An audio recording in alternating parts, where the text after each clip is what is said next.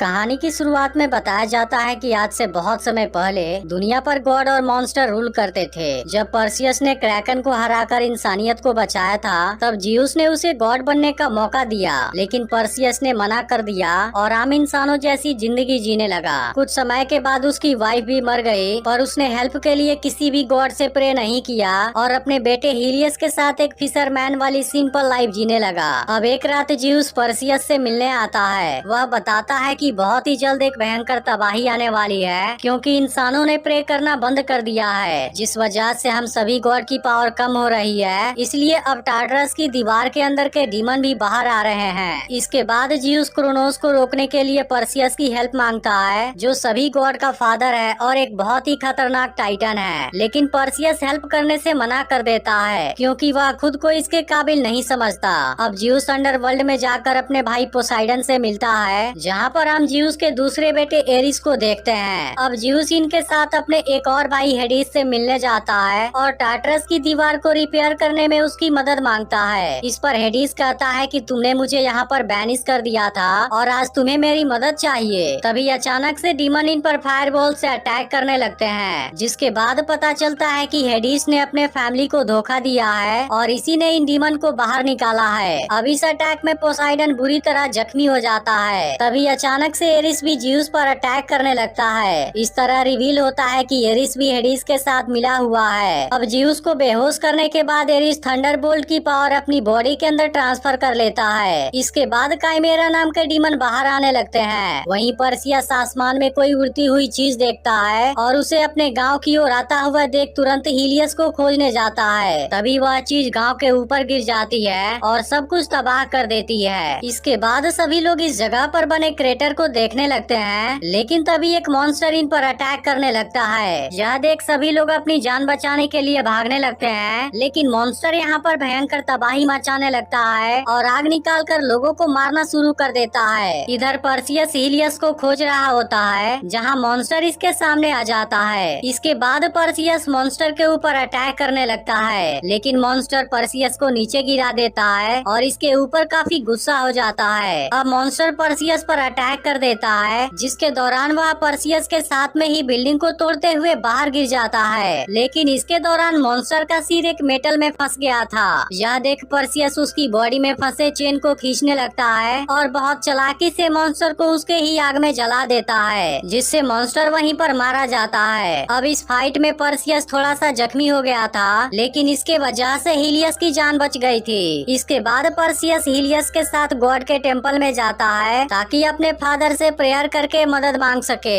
लेकिन हम देखते हैं कि वहाँ की सभी स्टैचू टूटने लगी हैं, क्योंकि अब कोई भी गॉड से प्रे नहीं करता था। इसके बाद पर्सियस हीलियस के साथ में जैसे ही जियूस की स्टैचू के सामने प्रेयर करने लगता है, तभी अचानक से वहाँ पर कोई गिरता है, जो कि असल में पोसाइडन था। इसके बाद वह पर्सियस को सब कुछ बताता है और कहता है कि अब केवल तुम ही इस दुनिया को खत्म होने से बचा पाओगे। इसके बाद वह पर्सियस से अपने बेटे एजेनोर को खोजने के लिए बोलता है, जो इस समय क्वीन एंड्रोमेंडा के साथ में है। इसके अलावा पोसाइडन कहता है कि एजेनोर ही तुम्हें हेफेस्टस के पास लेकर जा सकता है, जिसके पास क्रोनोस को हराने का तरीका है। इसके बाद पोसाइडन डस्ट में चेंज हो जाता है और अब केवल उसका ट्राइडेंट बचा हुआ था। वहीं अब एरिस ने जियूस को होस्टेज बना लिया है और बताता है कि जियूस हमेशा पर्सियस को ज्यादा पसंद करता था, जिसकी वजह से वह उसे पसंद नहीं करता। तब हेडिस रिवील करता है कि वह जियूस को क्रोनोस के लिए सेक्रीफाइस करने वाले हैं। इसके बाद वह जियूस को टार्टरस के हार्ट की तरफ लाता है, जहाँ पर क्रोनोस की विशाल बॉडी पावरलेस कंडीशन में पड़ी हुई थी। अब यह लोग जियूस को चेन से बांध देते हैं, जिसके बाद जियूस की डिवाइन पावर बाहर आने लगती है और लावा में चेंज होकर क्रोनोस की तरफ जाने लगती है। फिर हेडिस एक्सप्लेन करता है कि क्रोनोस ने उसे फ्री कराने के बदले में इमोर्टलिटी देने का प्रॉमिस किया है। यह सुनकर जियूस हंसने लगता है और कहता है कि क्रोनोस किसी को भी नहीं छोड़ेगा।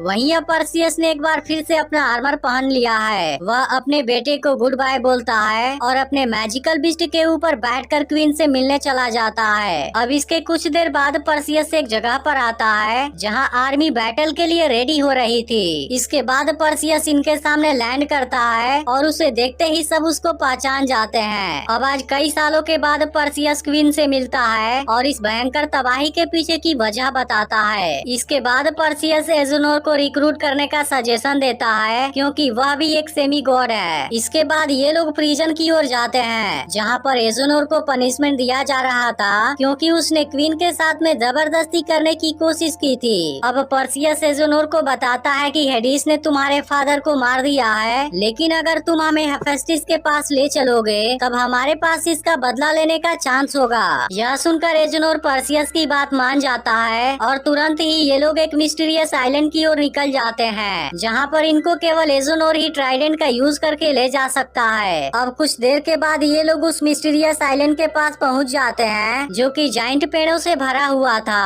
अब इसकी वजह से पर्सियस तुरंत ही समझ जाता है कि यहाँ पर कुछ गड़बड़ है। तभी अचानक से वहाँ का एक ट्रैप ट्रिगर हो जाता है और एजोनोर एक बड़े से ट्रैप के अंदर कैद हो जाता है। अब यह लोग एजोनोर को बचाने की कोशिश करते हैं, लेकिन तभी कोई पर्सियस पर एक बड़ा सा पेड़ फेंकता है और पर्सियस अपने सामने एक जाइंट आदमी को देख हैरान हो जाता है। यह देख पर्सियस वहाँ से भागने लगता है और अपने साथियों को बचाने के लिए जाइंट क्रिएचर का ध्यान अपनी ओर खींचता है। इसके बाद सब एक साथ इस जाइंट क्रिएचर पर अटैक करने की कोशिश करते हैं, लेकिन इसी वक्त इनके पीछे से दूसरा जाइंट क्रिएचर भी आ जाता है। अब सोल्जर इस पर अपने तीर से अटैक कर देते हैं, जिसकी वजह से जाइंट क्रिएचर और भी गुस्सा हो जाता है और इन पर अटैक करके इनको कीड़ों मकोड़ों की तरह मारने लगता है। वहीं पर्सियस भी अपनी जान बचाने के लिए भाग रहा होता है और जाइंट क्रिएचर उस पर बहुत ही खतरनाक तरीके से अटैक कर रहा था। इसी बीच पर्सियस को यहाँ पर एक ट्रैप नजर आता है और वह जाइंट क्रिएचर को इसमें फंसाने का डिसाइड करता है। अब जाइंट क्रिएचर काफी गुस्से में था और पर्सियस पर अटैक करने की कोशिश करता है, लेकिन तभी पर्सियस जाइंट क्रिएचर के हाथ में स्टैब कर देता है, जिससे क्रिएचर को भयानक दर्द होने लगता है। अब चांस मिलते ही सोल्जर क्रिएचर को अपने रस्सी में बांधने लगते हैं, लेकिन क्रिएचर भी हार नहीं मानता और पर्सियस को जमीन पर फेंक देता है, मगर किसी तरह पर्सियस ट्रैप को ट्रिगर कर देता है और एक बड़ा सा तना उसके सिर पर लगता है, जिसकी वजह से वह उसी जगह पर बेहोश हो जाता है। इसके बाद पर्सियस जाइंट क्रिएचर की ओर बढ़ता है, लेकिन इसी वक्त यहाँ पर एक दूसरा जाइंट क्रिएचर भी आ जाता है, जिसे देख पर्सियस फाइट करने के लिए रेडी हो जाता है। लेकिन अब इनका एल्डर भी यहाँ पर आ जाता है और फाइट को रोकने के लिए एजोनोर को फ्री कर देता है, पर तभी उसकी नजर पर्सियस के पास वाले ट्राइडेंट पर जाती है और अब सभी जाइंट क्रिएचर उसके सामने अपना सिर झुका देते हैं। इसके बाद ये जाइंट क्रिएचर इनको उस जगह पर ले जाते हैं जहाँ पर इनको जाना था। अब इसके कुछ देर के बाद यह लोग एक जाइंट बिल्डिंग के सामने पहुँचते हैं जहाँ पर हेफेस्टिस रहता है। अब ये सभी लोग केयरफुल होकर अंदर जाते हैं, जहाँ पर हेफेस्टिस इनको देखते ही पर्सियस को पहचान जाता है। फिर हमें पता चलता है कि असल में हेफेस्टिस ने ही गॉड की सारी चीजों को बनाया है। अब हेफेस्टिस बताता है कि क्रोनोस को हराने के लिए तीनों लेजेंडरी वेपन्स को कंबाइन करना होगा और ट्रियम स्पीयर क्रिएट करना होगा, जिसके लिए इनको टार्टरस के हार्ट में जाना पड़ेगा जहाँ पर हेडिस रहता है। लेकिन यह लोग वहाँ पर केवल एक भूलभुलैया से होकर जा सकते हैं, जिसे खुद हेफेस्टिस ने ही बनाया था। अब यह लोग तुरंत ही यहाँ से आगे बढ़ने लगते हैं और कुछ समय के बाद ही भूलभुलैया के एंट्रेंस पर आ जाते हैं। इसके बाद ये लोग जैसे ही अंदर की ओर जाने लगते हैं, तभी अचानक से यहाँ पर कोई चीज गिरती है और इनको पता चलता है कि यह तो असल में एरिस है, जिसने इनके लोकेशन को खोज लिया था।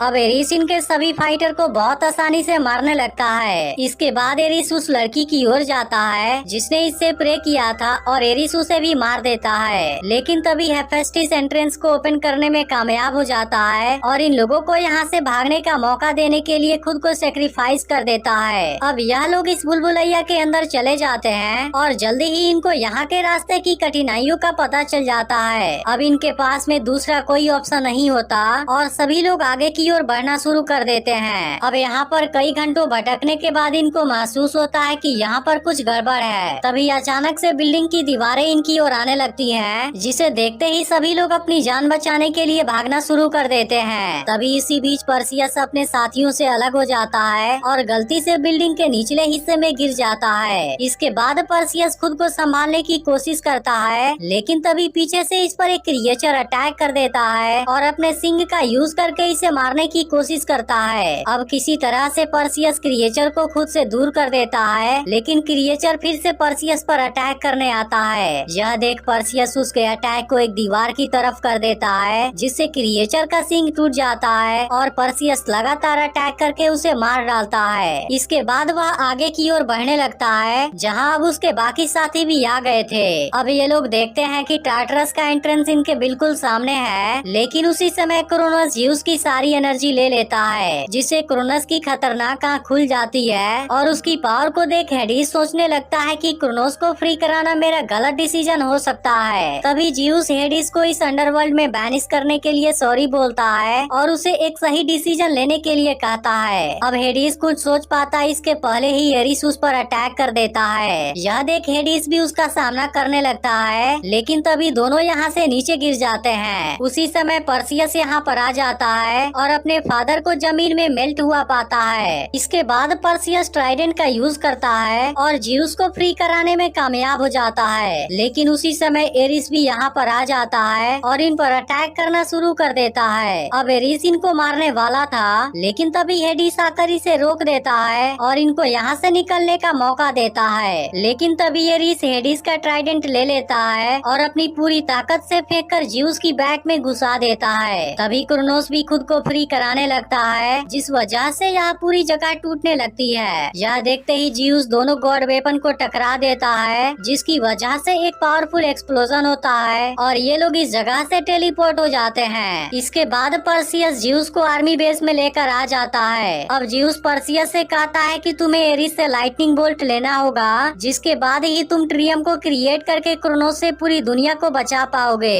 अब पर्सियस के पास कोई ऑप्शन नहीं होता, इसलिए वह एरिस से प्रे करता है और उसे गॉड टेम्पल में फाइट के लिए चैलेंज करता है। इसके बाद पर्सियस अपने मैजिकल बिस्ट के ऊपर यहाँ से निकल जाता है। इसके कुछ देर बाद ही माउंटेन एक्सप्लोड हो जाता है, जिसका शॉकवेव पूरी आर्मी को कवर कर देता है और फायरबॉल्स में यहाँ कई डीमन बाहर आ जाते हैं। अब यह डीमन आर्मी पर अटैक करने लगते हैं और सोल्जर इनका मुकाबला करने की कोशिश करते हैं, लेकिन यह लोग डीमन के सामने नहीं टिक पाते और डीमन सभी को एक एक करके मारना शुरू कर देते हैं। उसी समय पर्सियस एरिस का सामना करने पहुंच जाता है, जहां पर एरिस ने हीलियस को होस्टेज बना लिया था। यह देख पर्सियस गुस्से में एरिस पर ट्राइडेंट से अटैक करने जाता है, लेकिन एरिस इसके ऊपर भारी पड़ने लगता है और इसको जमीन पर फेंक देता है। अब एरिस पर्सियस पर लगातार अटैक करने लगता है, जिसे देख हीलियस बहुत ज्यादा दुखी हो जाता है। इसके बाद एरिस पर्सियस को बुरी तरह से जख्मी कर देता है और अब उस पर फाइनल अटैक करने वाला था, लेकिन तभी एरिस हीलियस को वेपन उठाते हुए देखता है और इस बात से काफी गुस्सा हो जाता है। इसी बीच पर्सियस को एरिस पर अटैक करने का मौका मिल जाता है और पर्सियस इसका गला दबाने लगता है। इसके बाद पर्सियस ट्राइडेंट लेकर एरिस के पेट में घुसा देता है, जिसकी वजह से एरिस डस्ट बनकर डिस्ट्रॉय हो जाता है। इसके बाद पर्सियस तीनों गॉड वेपन लेता है और उन्हें कंबाइन करके ट्रियम क्रिएट करता है, जो कि एक बहुत ही पावरफुल वेपन बन जाता है। वहीं हेडिस ज़्यूस के पास आता है और अपने धोखेबाजी के लिए माफी मांगता है। इसके बाद वह ज़्यूस के साथ अपनी पावर शेयर करता है और इसकी वजह से ज़्यूस भी रिकवर हो जाता है। इसके बाद से दोनों अपनी पावर से डीमन को मारना शुरू कर देते हैं। उसी समय क्रोनस भी माउंटेन तोड़कर बाहर आ जाता है और गुस्से में इन दोनों के ऊपर दहाड़ लगाता है। अब ज़्यूस क्रोनोस पर अपनी पूरी पावर रिलीज कर देता है, जिससे क्रोनोस की बॉडी में एक बड़ा सा एक्सप्लोजन होता है। अब इस हरकत से क्रोनोस गुस्से में माउंटेन पर स्ट्राइक कर देता है और सब कुछ डिस्ट्रॉय करना शुरू कर देता है। लेकिन इसी वक्त पर्सियस भी यहाँ पर आ जाता है, जिसके हाथ में मैजिकल स्पीयर था।